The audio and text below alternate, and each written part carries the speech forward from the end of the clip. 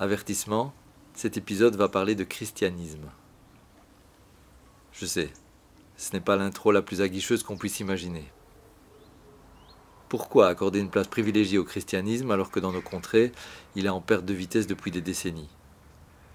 Les gens en recherche spirituelle se tournent partout ailleurs, mais pas dans cette direction-là.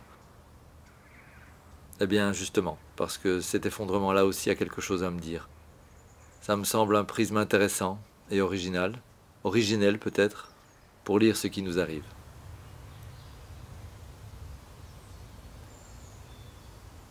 Ce n'est pas par hasard. Comme je l'ai dit, c'est dans le christianisme que je suis enraciné.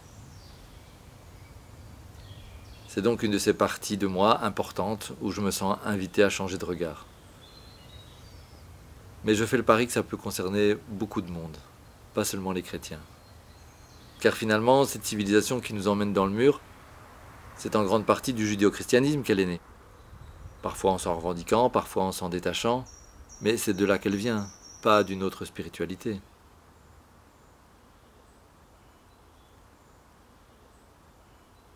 L'Église a participé à la fondation de cette illusion de coupure entre la nature et l'homme, a installé le patriarcat, a soutenu l'économie extractiviste, productiviste, etc., etc. Et donc l'Église nous a vraiment emmenés aussi dans cette crise écologique. Moi je ne suis pas historien, ce que j'ai lu me convainc assez fort sur le fait que c'est une réalité historique. Un texte qui a fait un tollé dans les milieux académiques dans les années 80 de Lynn White, qui a écrit un texte qui s'appelle Historical Roots of the Ecological Crisis, où il jette finalement un pavé dans la mare en disant qu'aux racines de la crise écologique, c'est pas seulement la modernité, la science, la technologie, etc. La matrice de la crise écologique dans ce texte qui dit c'est que c'est la théologie chrétienne du bas Moyen-Âge qui a une vision totalement transcendentaliste où Dieu est extérieur au monde créé. Finalement, l'homme étant à l'image de Dieu, l'homme est extérieur à la création. Et donc, à ce titre, ce serait une racine forte qui aurait permis finalement le développement ultérieur des sciences modernes et du paradigme moderne, qui à un moment s'est même passé de l'hypothèse de Dieu et on est resté à ce monde finalement vidé de sa substance et de sa valeur. C'est-à-dire que la nature est réduite à sa dimension matérielle, visible, et le divin est comme expulsé dans une transcendance. C'est notre Père qui est aux cieux, mais les cieux c'est très loin, alors qu'en fait les cieux ils sont à l'intérieur de nous et ils sont à l'intérieur du créé. Et dans l'encyclique, le pape François y répond réellement, selon moi, en allant assez loin dans la reconnaissance de la présence immanente de Dieu dans la création, qui n'est pas du tout une évidence du point de vue de la théologie catholique, qui a justement très peur de l'animisme. Au mois de mai 2015, le pape François a publié une encyclique, c'est-à-dire une lettre publique, qui s'adressait cette fois non seulement aux catholiques, mais à chaque personne habitant la planète. Elle est intitulée Laudato Si, loué sois-tu en italien, d'après les premiers mots du fameux Cantique des créatures de François d'Assise. Cette encyclique a eu un fort retentissement dans et hors de l'Église. Le pape y a fondé le concept d'écologie intégrale, en affirmant que le cri de la terre et le cri des pauvres sont un seul et même cri. Dans sa formidable encyclique Laudato Si, le pape François ouvre une porte sur le panenthéisme, mot un peu barbare, ça veut dire pan en theos, Dieu en tout et tout en Dieu. Donc c'est la doctrine du Dieu en tout et de tout en Dieu. Ce triptyque théisme, panthéisme, panenthéisme, c'est trois façons de comprendre la relation finalement de Dieu au monde. Dans le panthéisme, qui correspond aux visions animistes, il y a une identité entre Dieu et le monde. Dieu est la nature, quelque part. Dans le théisme, on a un peu le mouvement inverse, où Dieu est radicalement extérieur au monde. On va dire qu'il est transcendant au monde, là où, dans le premier modèle, dans l'animisme, on dit qu'il est immanent au monde. Et le troisième modèle, le panenthéisme, c'est finalement une synthèse entre le premier modèle et le deuxième, où on considère que Dieu, tout en étant extérieur au monde, inhabite, ça c'est le concept un peu technique, mais sinon est également présent au sein du monde créé.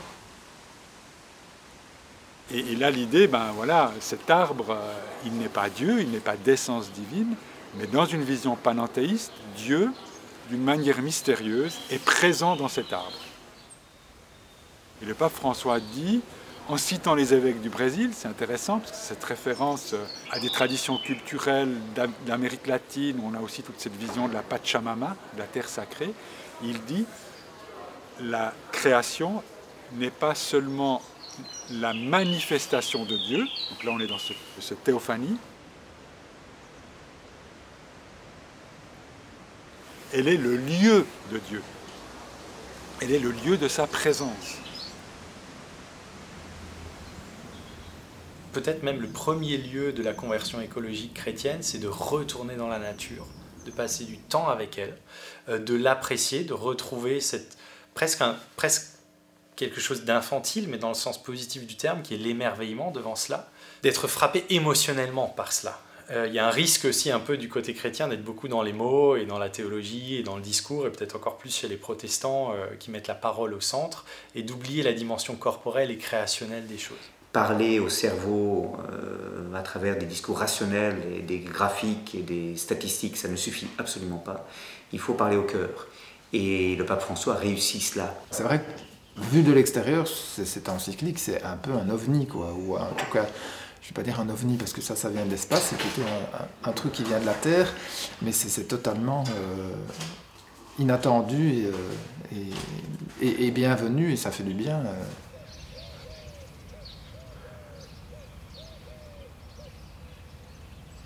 D'une certaine manière, on pourrait dire, sur les questions écologiques, l'Église catholique était un peu sur le bord de la route depuis une bonne quarantaine d'années. En publiant l'encyclique Laudato Si à l'été 2015, François a replacé la parole de l'Église dans la locomotive de l'histoire de l'humanité. Parce qu'aucun collectif politique, social, religieux n'a été capable de produire un tel texte depuis 50 ans. J'ai rencontré des tas à la fois d'écologistes et de politiques qui m'ont dit ça fait 40 ans qu'on écrit des trucs mais on n'a jamais été capable d'écrire ça.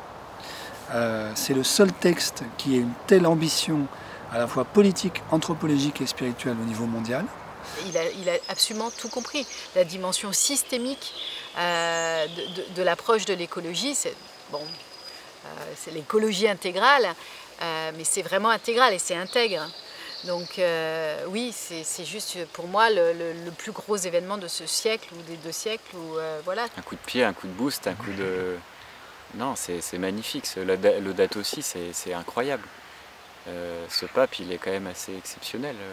Je connais des personnes qui l'ont lu et qui ont dit quelque part en moi ça me réconcilie avec ma tradition judéo-chrétienne, avec le christianisme.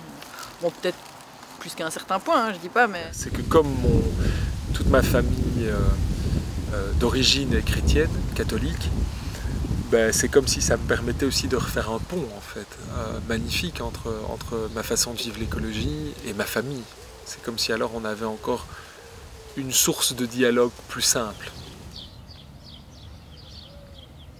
En lisant le texte, je me dis tiens, voilà bien, enfin je ne dis pas que j'ai lu beaucoup d'encycliques dans ma vie, mais enfin l'Église catholique qui s'est quand même toujours relativement bien accoquinée avec les milieux de pouvoir économique, pouvoir politique, nous sortent cette fois-ci, par la voix du patron, une encyclique anticapitaliste. Et il le dit à plusieurs reprises dans le texte. Je vais dire, c'est pas corrigeons les excès manifestes du système. Ce qui est en cause, c'est ce qu'il appelle la culture technocratique. En français, c'est le système néolibéral, la mondialisation néolibérale, le capitalisme débridé, qui n'a que faire de la dignité des humains, qui n'a que faire de la planète. Je pense que là, il est très exigeant, le pape François. Mais pour moi, il a l'exigence de la situation. Il n'a pas une exigence désincarnée, ni moraliste.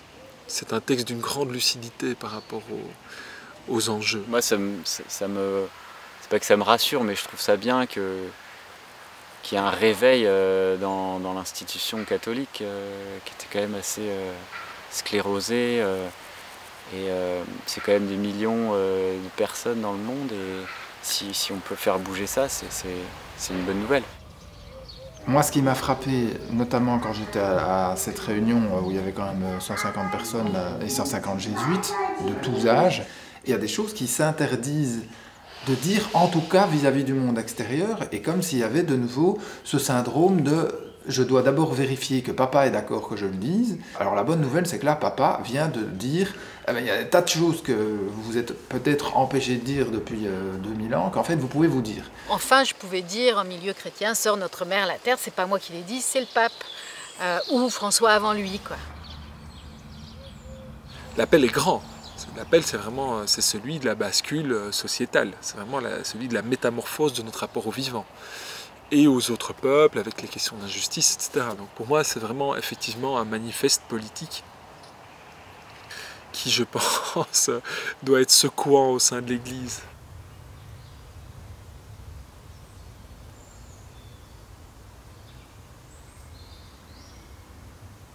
Après, la grande question, c'est comment est-ce que l'Église se met en ordre de marche derrière Laudato Si. Est-ce que nous sommes fidèles à Laudato Si? Question que je pose régulièrement dans les cercles ecclésiaux. La réponse étant globalement, on a de la peine. L'Église a du mal à suivre son pape aujourd'hui. Voilà. Comme ça remet en question nos modes de vie, y compris chrétiens bien pensants, on préfère critiquer le pape que se remettre en question. Je dirais que ça c'est normal, c'est humain. Ce que je trouve très fort dans ce texte, c'est qu'il redit l'Église ne peut pas être neutre. Vous ne pouvez pas être neutre. Il n'y a pas de neutralité à cet endroit-là. L'humanité est embarquée dans cette maison commune, sur ce bateau commun, quoi. Et à partir de là, tout et tous, en tant que catholiques, il y a la mesure à prendre d'abord de ce qui se passe réellement, et à partir de là, il y a une responsabilité à prendre. Et c'est à partir de cette responsabilité que vous pourrez incarner votre foi. Bon, ça c'est quand même... c'est pas rien. Alors il y a des gens de culture catholique qui ne veulent pas en entendre parler parce qu'ils sont habitués à un certain christianisme qui les confirme dans leur propre confort de vie. C'est souvent au sein même de l'Église catholique que François a ses pires ennemis. Je veux dire, les défenseurs de l'ordre établi, d'une Église proche des milieux du pouvoir politique et économique, d'une Église qui défend les riches contre les pauvres. Je veux dire, ces gens-là, il ne faut pas s'imaginer que parce que François est devenu pape, que subitement ces types ont disparu dans la nature. Hein. Ils sont là et bien là. Mais ça, c'est le pharisaïsme classique qui hante l'Église depuis des siècles, voire des millénaires. Probablement, ça n'a pas grand-chose à voir avec l'Évangile. Ce sont les mêmes qui ont crucifié le Christ il y a 2000 ans. Et qui aujourd'hui font tout pour paralyser, renverser, peut-être assassiner le pape au motif qu'il serait marxiste, alors que le pape François n'a strictement rien de marxiste. Tout ce qu'il fait, c'est d'honorer l'Évangile. De nouveau, il y a des gens pour qui la religion est juste un véhicule de pouvoir. C'est tout, c'est tout. Le monde des catholiques financiers aujourd'hui est un monde très ambigu, très ambivalent. Parce que la finance de marché porte une responsabilité écrasante dans la situation dans laquelle nous sommes aujourd'hui. Les banques d'aujourd'hui sont le reflet de la révolution industrielle des 2 derniers siècles. Donc elles ont dans leur bilan des actifs liés aux hydrocarbures fossiles dont elles sont incapables, ou elles se croient incapables aujourd'hui de se débarrasser. Donc le secteur financier, qui était déjà épinglé par l'encyclique Quadragesimo Anno en 1931 par le pape Pie XI, comme étant à la fois un outil extraordinaire, parce que c'est lui qui, comme le cœur dans l'organisme humain, fournit le sang, la monnaie, est aussi celui qui est capable de retenir, de rappeler le sang, et de retenir son pouvoir de création monétaire pour ne pas financer ce dont le corps social a absolument besoin aujourd'hui, à savoir la transition écologique. Les cadres catholiques dans les secteurs financiers de la finance de marché sont pour une bonne partie d'entre eux assez conscients de tout ça et sont travaillés évidemment par la question de savoir jusqu'où ils sont capables de s'avouer eux-mêmes qu'ils sont complices de structures bancaires qui sont vraiment des structures de péché, jusqu'où ils sont capables soit de s'en retirer, de démissionner, et j'en connais un certain nombre qui démissionnent, qui finissent par quitter, soit de rester à l'intérieur de ce système-là, mais de le travailler de l'intérieur pour qu'il aille dans le bon sens, ce qui est un travail herculéen aujourd'hui. Voilà, alors certains d'entre eux se racontent des histoires pour se dire qu'en fait ils font très bien leur métier. Ceux-là défendent le statu quo, vont voir les politiques pour expliquer aux politiques que les banquiers n'ont jamais aussi bien fait leur travail qu'aujourd'hui, et que surtout il ne faut pas les réguler. Et puis ils vont voir aussi les autorités ecclésiastiques pour faire éliminer les mauvais prêtres, ceux qui prétendent que les banques sont coupables en partie aujourd'hui de la crise écologique qui est la nôtre. Donc je peux raconter, hein, j'ai un financier catholique qui m'a appelé au téléphone, à l'époque il travaillait pour une des grandes banques françaises, qui m'a appelé pour me dire « Mon père, j'espérais n'avoir jamais à vous le dire, mais je dois au lien de fraternité qu'il y a entre nous deux d'avoir à vous dire que je pense que vous avez de graves problèmes psychologiques. Votre parole n'est pas fiable, je ne pourrai plus jamais vous parler. Évidemment, cette discussion n'a jamais eu lieu entre nous. Et d'ailleurs, je pense que votre vocation religieuse est problématique. Réfléchissez-y, mon père. Adieu. » Voilà. Donc j'ai eu ce coup de téléphone de la part de quelqu'un qui, à l'époque, gagnait 1 million d'euros par mois. Je suis frappé par les similitudes entre ce qui se passe au niveau sociétal en général, ce qui se passe dans l'Église et ce qui se passe en moi. Face au basculement en cours et au changement qui s'impose, je vois les mêmes dénis, les mêmes illusions et aveuglements, les mêmes crispations, les mêmes tensions et les mêmes forces nouvelles qui poussent inexorablement. J'utilise fort l'école de Palo Alto pour réfléchir, modéliser la chose.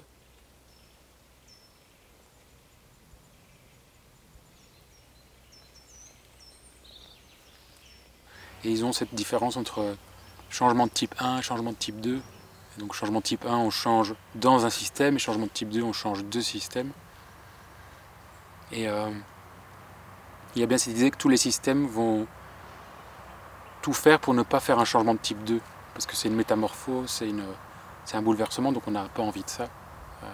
On fait tout pour lutter contre ça. Et donc on est dans des petits changements d'ajustement.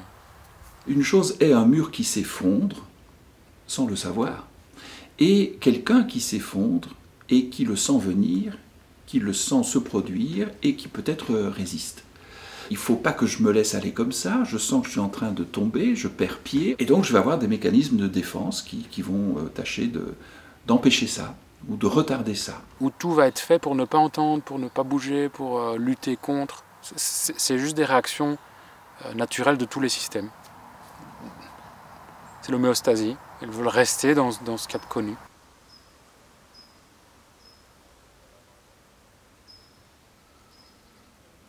Puisqu'on parle d'effondrement, du temps de la fin, eh ben, il y a certes les défis, on y reviendra, de l'humanité, mais le christianisme est très embêté par ça, parce que lui-même connaît sa propre fin comme chrétienté. Mais la chrétienté, c'était un modèle d'adhésion et d'appartenance qui était homogène. C'est-à-dire qu'on entendait en famille ce qu'on entendait en paroisse, ce qu'on entendait à l'école, peut-être même ce qu'on entendait dans un hôpital catholique, ce qu'on entendait dans un syndicat, ce qu'on entendait dans l'enseignement supérieur, ce qu'on entendait dans des médias qui étaient catholiques. Alors on peut dire donc globalement et grosso modo que depuis la fin des années 50, on est dans la fin de la chrétienté.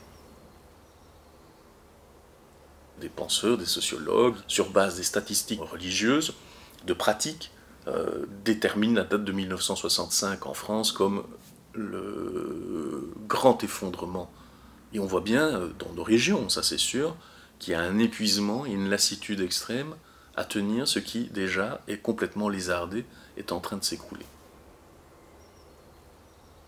Donc c'est la fin d'un modèle qui a duré plus de 1000 ans dans l'histoire du christianisme, qui n'en compte que 2000. Et c'est ça notre difficulté, c'est que nous n'avons jamais vu un autre christianisme que celui de chrétienté, et nous ne savons pas ce que pourrait être un christianisme qui ne serait pas de chrétienté. Le temps d'effondrement actuel vient aussi rediminuer la complication de nos organisations et de nos structures. Il vient mettre à plat des super grosses structures qui n'ont plus de sens. C'était cette idée le cœur vivant est déjà parti depuis longtemps, ça n'a plus de sens et ça tient en parasitant les personnes qui y travaillent, en parasitant ça bouffe toute l'énergie. Il y a deux issues possibles, enfin il y en a trois donc. Il y a une issue qui est, si nous sommes sortis de la chrétienté, eh bien on essaye d'y revenir, c'est le modèle de restauration, parce que c'est eux qui aujourd'hui donnent le là dans l'Église. D'une manière, c'est une minorité, mais une minorité très visible, parce qu'elle estime que si nous sommes sortis de la chrétienté, il faut absolument y revenir. Parce qu'il y a un autre risque, c'est que Si le christianisme meurt comme chrétienté, certains en ont conclu qu'il faut alors faire du christianisme une forme d'humanisme. C'est un discours de belle valeur. C'est-à-dire on aurait comme sécrété de l'évangile quelques valeurs abstraites, générales et généreuses, la solidarité, la tolérance, l'amour, et le christianisme peut mourir si on a ça. Ben, le problème c'est que quand on n'a que ça, on a peut-être plus de christianisme, mais on n'a plus l'évangile non plus. Mais l'humanisme est mort aussi parce que quand on est au temps de la fin, quand on est au moment de l'effondrement, il n'y a plus d'humanisme. Les gens qui votent pour des partis nationalistes ne se posent pas la question de leur humanisme. Ils se posent la question de leur survie. Il faut entendre l'angoisse des gens avant de leur dire c'est pas bien d'eux parce que l'être humain est un être relationnel, ouvert, solidaire. Oui, mais il est aussi un être narcissique, mangé par son intérêt qui est la survie de son moi-je, parce qu'il vit d'angoisse et de désespoir.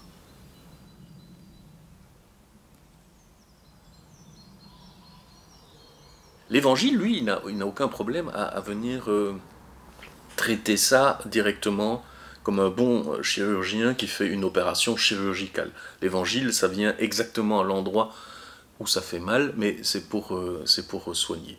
Le discours humaniste, il enjolive et il n'est que des mots, et avec les mots, il n'y a pas grand-chose non plus.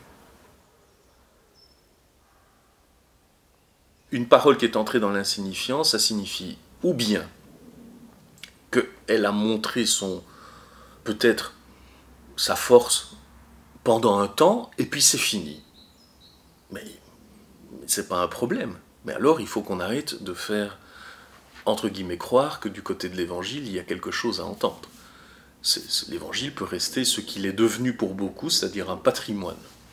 C'est-à-dire une parole qui dit comment on pensait, comment on écrivait, comment on se rapportait au monde, à Dieu, il y a 2000 ans, 3000 ans. Moi, ce qui m'intéresse de l'Évangile, c'est sa parole. La parole qui dit que c'est une bonne nouvelle. Donc, ce qui signifie qu'il faut se demander de toutes les nouvelles qui sont nos actualités, comment l'Évangile est-il une nouvelle qui déclasse nos actualités, les rendant très vieilles et très, j'allais dire, surannées, et comment, de toutes les nouvelles, celle-là est la meilleure. Dominique a publié récemment 2 livres aux titres évocateurs. Le christianisme n'existe pas encore et l'Évangile inouï. Ça veut dire que la première condition, c'est d'écouter. C'est-à-dire de se remettre à entendre ce que nous n'avons peut-être plus entendu. Parce que la chrétienté avait organisé une écoute de l'Évangile qui fait que, au bout du compte, on n'entend plus que ce qu'on a toujours déjà entendu. Il y a dans l'Évangile non pas un message secret, codé, il n'y a pas quelque chose que seuls les spécialistes auraient accès parce qu'ils ont des connaissances de grec, ou il y a une parole à entendre que nous n'avons pas encore entendue.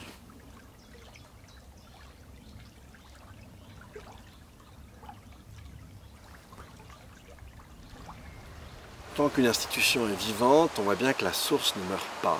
Le christianisme en a un très bel exemple.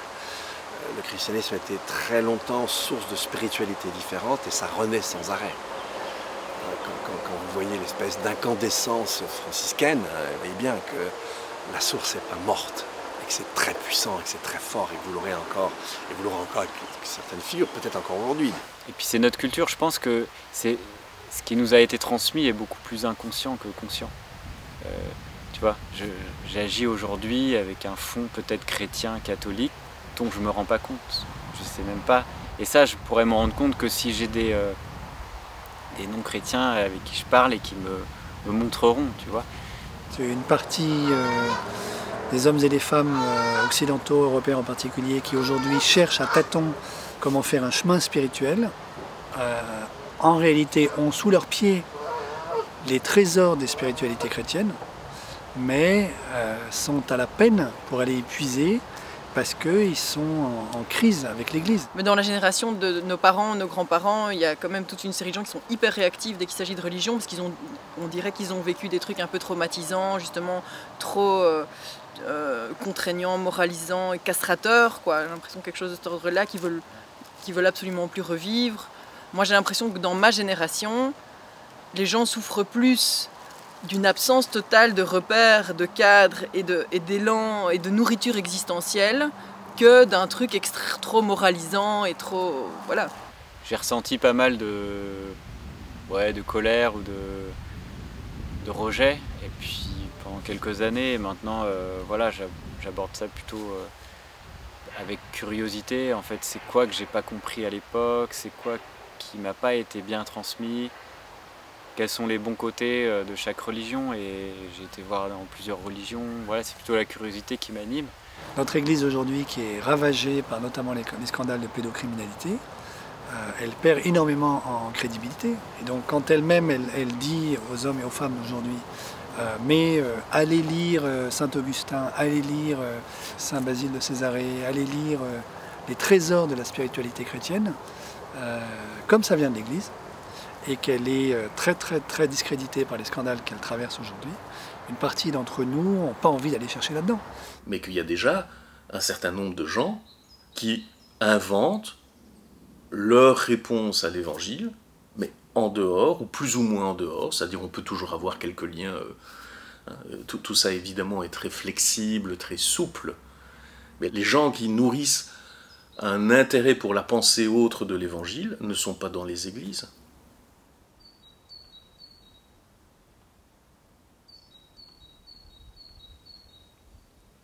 En fait, je crois qu'être pleinement chrétien, si on est pleinement chrétien, forcément on devient écologiste, vous voyez, en quelque sorte. Quand on confesse un Dieu créateur, ça a des implications. L'incarnation, ça a des implications.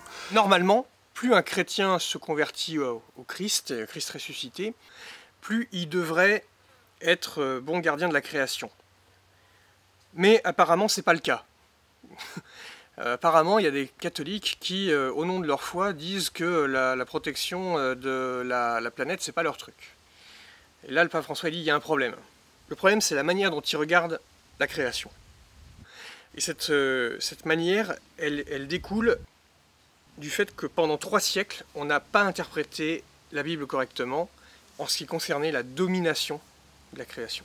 Le pape François, il dit, il y a des manières non chrétiennes de lire la Bible.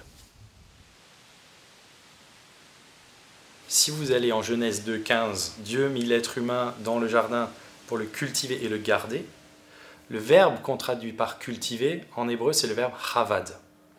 Et le verbe chavad, littéralement, en fait, c'est servir. C'est d'ailleurs le même verbe qui est utilisé lorsqu'il est question dans l'Ancien Testament du service de Dieu au temple. C'est le verbe chavad. Donc c'est le même verbe en hébreu pour servir Dieu, et pour, entre guillemets, servir la terre ou cultiver, travailler la terre. Si l'homme est quelque part le maître de la création, et je crois que pour le meilleur et le pire, il l'est, eh bien il ne pourra le montrer que dans la douceur. Heureux les doux, ils posséderont la terre, et c'est en étant jardinier et non pas prédateur qu'on peut vraiment montrer qui on est dans ce monde, je crois. Et bien entendu, du coup, que cette culture-là n'est pas une exploitation effrénée, illimitée, dans une croissance exponentielle, sans limite, alors qu'on est sur une planète finie.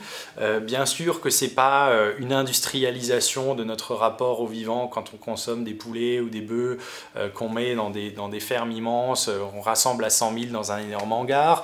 Bien sûr que ce n'est pas...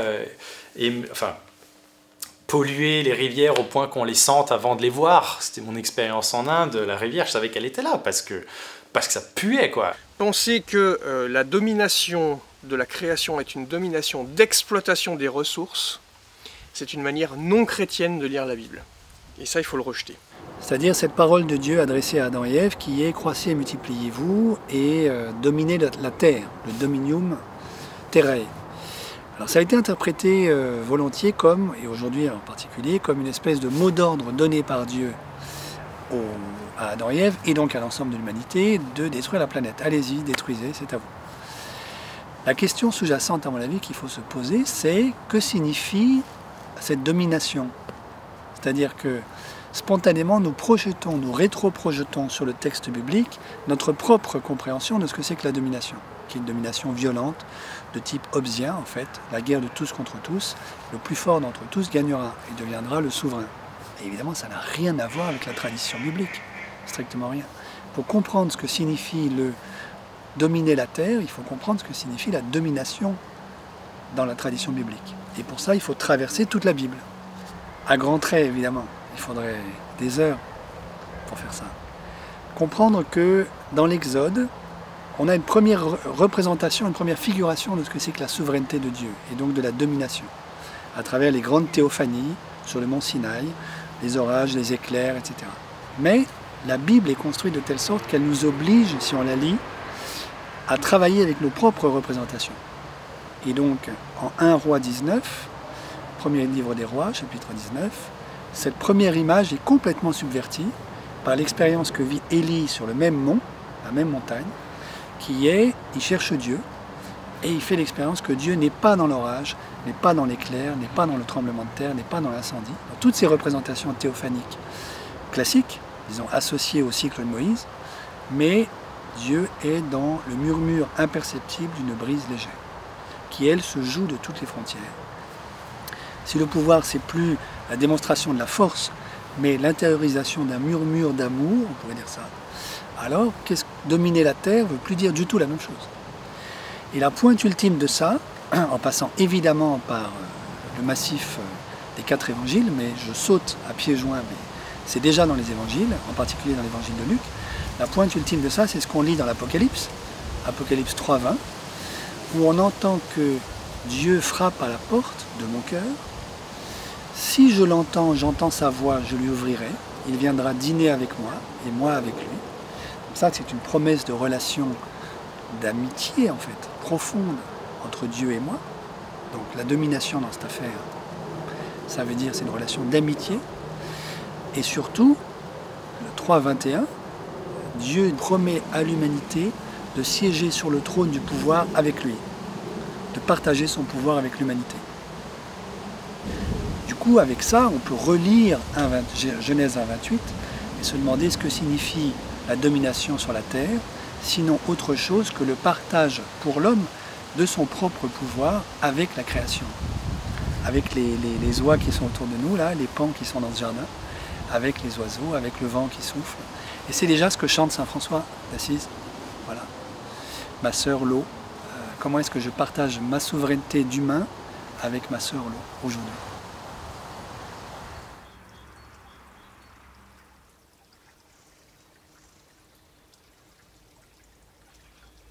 J'ai bien conscience que tout le monde ne maîtrise pas nécessairement les références évoquées dans cet épisode. Je sais aussi les allergies que le vocabulaire chrétien peut causer à certaines oreilles. Mais j'espère faire entendre quelque chose qui se dit au-delà des mots et des références. Après cette plongée dans notre humus culturel et spirituel, je vais reprendre mon dialogue entre cette religion fondatrice et les bouillonnements du présent.